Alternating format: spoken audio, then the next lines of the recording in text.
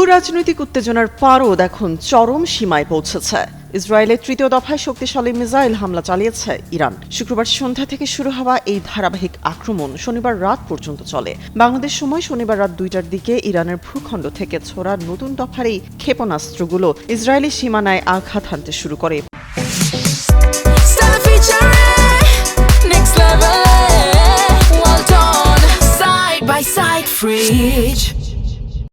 পরপর 3বার বড় ধরনের এই হামলার ফলে গোটা অঞ্চলের নিরাপত্তা ব্যবস্থা এখন খাদের কিনারায়। তৃতীয় দফার এই হামলার পর ইসরায়েলের মধ্যাঞ্চল এবং অধিকৃত পশ্চিম তীর জুড়ে উচ্চ শব্দে সতর্কতামূলক সাইরেন বাজতে থাকে। গভীর রাতে সাইরেন বেজে উঠলে আতঙ্কে সাধারণ মানুষ দিকবিদিক নিরাপদ আশ্রয় কেন্দ্র ও বাংকারের দিকে ছুটতে থাকেন। কম সময়ের ব্যবধানে এই সুপরিকল্পিত ও বিধ্বংসী আক্রমণ ইসরায়েলের অত্যাধুনিক আকাশ প্রতিরক্ষা ব্যবস্থার উপর প্রচণ্ড চাপ সৃষ্টি করেছে। সামরিক বিশ্লেষকদের মতে ইরানের এই অনর অবস্থান একটি দীর্ঘমেয়াদী ও ভয়াবহ আঞ্চলিক যুদ্ধের ইঙ্গিত দিচ্ছে।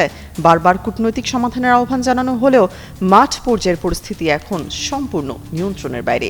বিশ্ব নেতারা উদ্বেগের সাথে এই পাল্টাপাল্টি সংঘাত পর্যবেক্ষণ করছেন। বিশ্লেষকদের মতে এই আক্রমণ কেবল সামরিক সংঘাত নয়, বরং সমগ্র মধ্যপ্রাচ্যের স্থিতিশীলতাকে এক চরম অনিশ্চয়তার মুখে ঠেলে দিয়েছে।